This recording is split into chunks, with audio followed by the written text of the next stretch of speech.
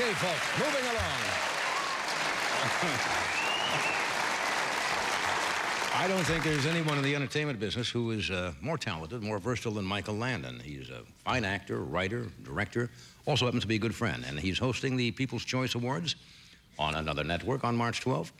And he'll star in a special episode of Highway to Heaven on March 21st at 8 p.m. on NBC. Would you welcome Michael Landon?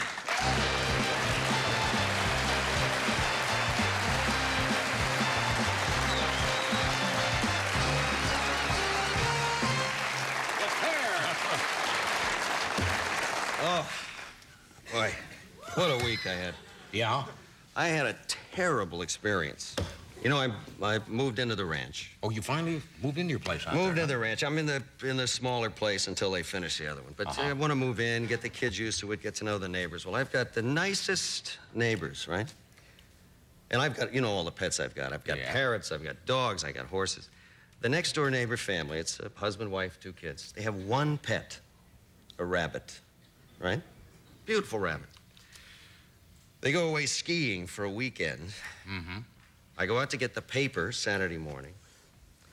My dog, Albert, is sitting by the front steps. He's got the rabbit in his mouth. Now, what do?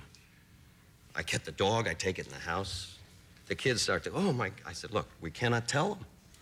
I mean, these are our new neighbors. You can't tell them that my dog killed their rabbit. I'm going to live a lie. I take the rabbit in the kitchen. I wash the rabbit off. It's got a lot of dirt on it. I blow dry the rabbit. I sneak into his yard, and I put the rabbit back into the hutch. Monday morning, I go out to get the paper. There he is, waves. He's a wonderful guy. I say, how was the weekend? I'm playing it cool. Skiing good? He said, yeah, powder, beautiful. He said, but boy, a weird thing happened over the weekend. I said, oh, what was that? He said, well, you know that rabbit I have? I said, the rabbit? Oh, yeah, you have a rabbit, yeah. He said, well, the strangest thing happened. He said, the rabbit died on Friday, and the family and I went out and buried it.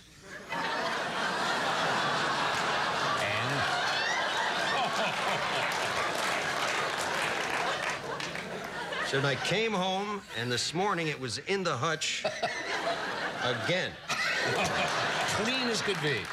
Believe it or stuff it. All right, and stuff it. We'll be right back. Stay where you are.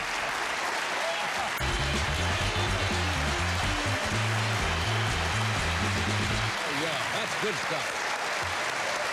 That's good stuff. We're talking with Michael Landon.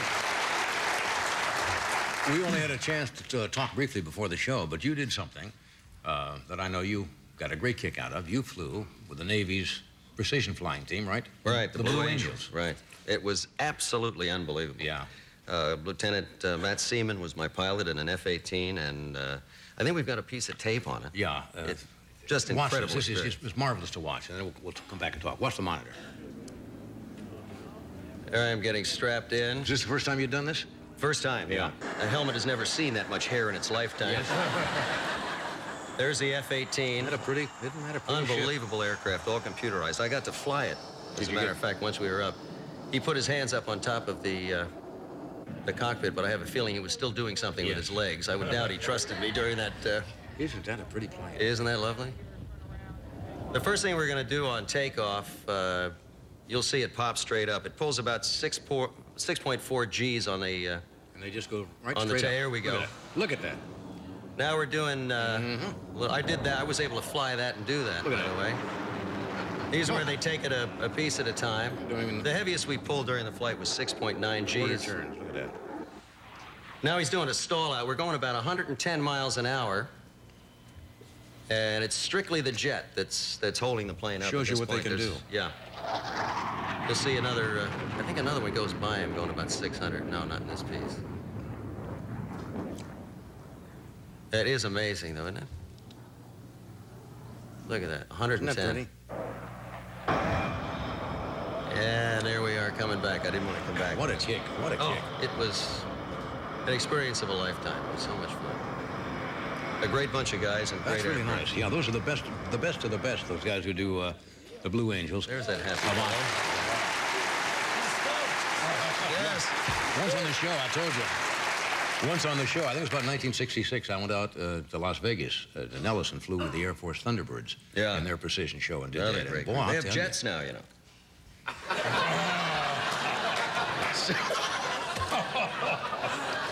I was wondering why the guy went out and yelled, "Contact!"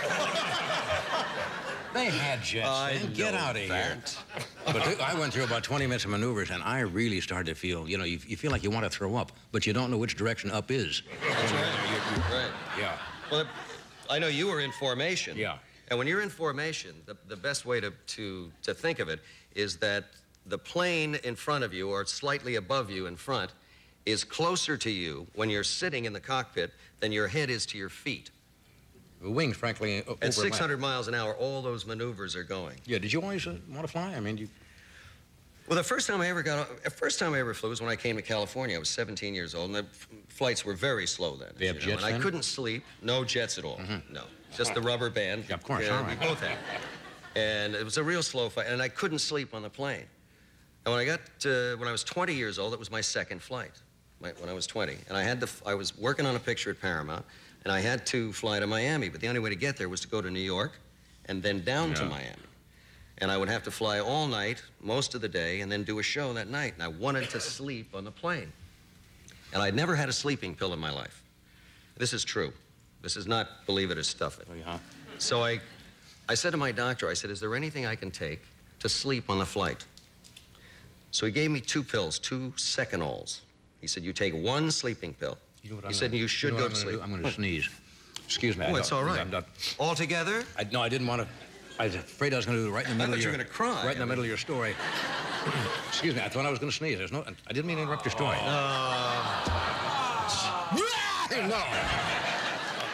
Oh, excuse me, I really didn't That's mean... perfectly all So right. he gave you 2 Secanols. So I said, take 1 Secanol. If that doesn't do it, maybe a half an hour later, take another one. You're kidding. So I take the Secanol. I'm like this. Everybody else is putting the lights out. Blankets, pillows. I take the other one. I'm like this. The stewardess goes by. I'm the only one with a light on. She said, you can't sleep. I said, no, I don't know what it is. She said, the best thing on a flight is bourbon. Now, I'd never had a drink of hard liquor. I was 20 years old. With 2 Secanol in you? Right. I never had a drink. I didn't know anything about sleeping pills. She brings me the little bottles of bourbon. I have 3, 4 of these little things, right? Now, this is true. Now, I'm not asleep at this point, but the sounds are miles away, and I'm covered in sweat.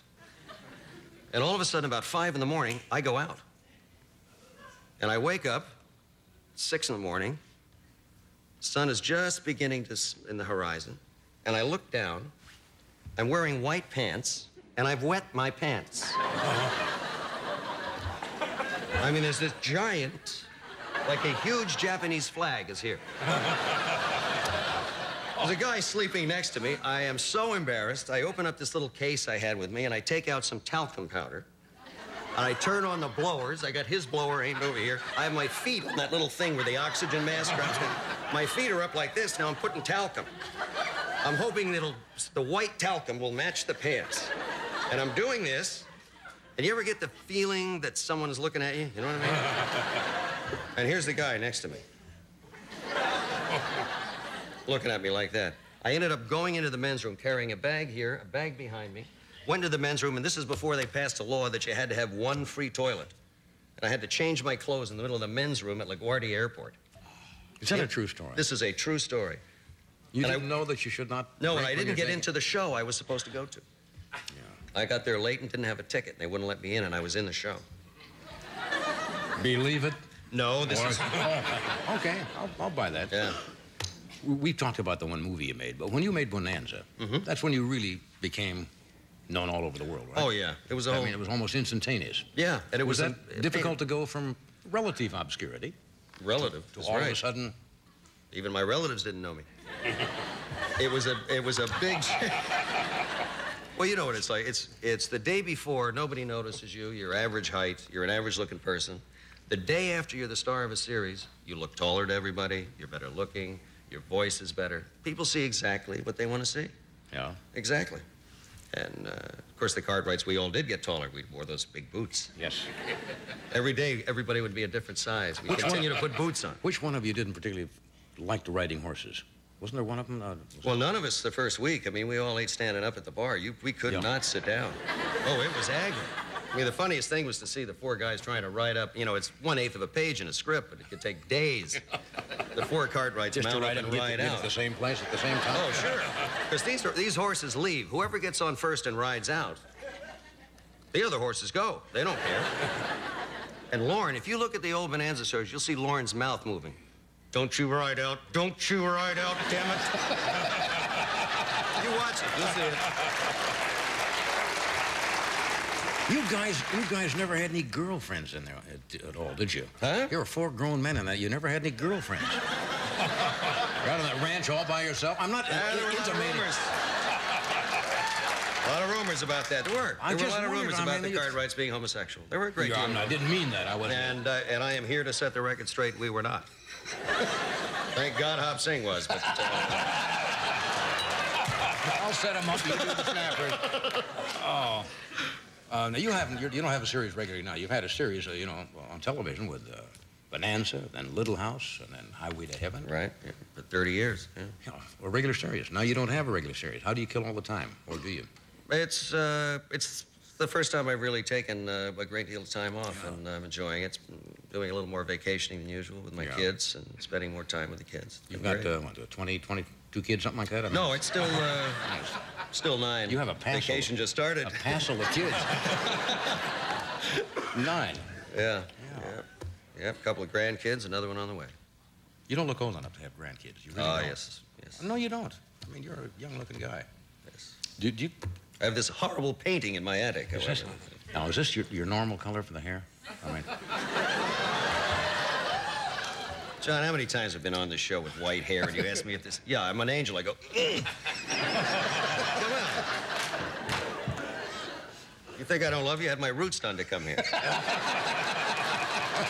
I suppose that's from the Bonanza days when you guys used to do that. You know, we did. Oh, gosh, the guys always... 2 different attitudes about hairpieces. Dan Blocker wore a hairpiece and Lorne Greene wore a hairpiece. Dan would do gags with his hairpiece. He'd sit in a restaurant and sneeze and let it fall over so that it hung in front of his eyes. But pretended he didn't know. And you know how people want to look, but they're afraid to... I mean, you don't stare at a 340-pound guy, you know what I mean? Lorne would never... I mean, when he'd go in the makeup department, he'd have a hat on, and the door of the makeup department looked like an apartment in New York City. There were 8 locks, right? And then he'd come out and he would be there. So one day he had to jump off a ship in the B tank at Paramount. Well, when he jumped in, we used to call it the gray rat. It stuck on the top of the water. And Lorne went under. Oh, poor. So the assistant director immediately, all right, turn it off, boys, and walk away from it. He wants to pretend no one noticed. Well, Dan and I can't wait to see Dad without it. So we're leaning over the thing, waiting for Lorne to come up. He doesn't come up. He doesn't come up. Bubbles come up. And now it looks like the ad for Deliverance. Remember the hand that comes up? Searching. And he finds it. Under it goes. I mean, he held his breath for 40 minutes. He came up and he had it on kind of like a beret. That's a great story. Oh, yeah. We'll be back. Stay where we go. That's a great story.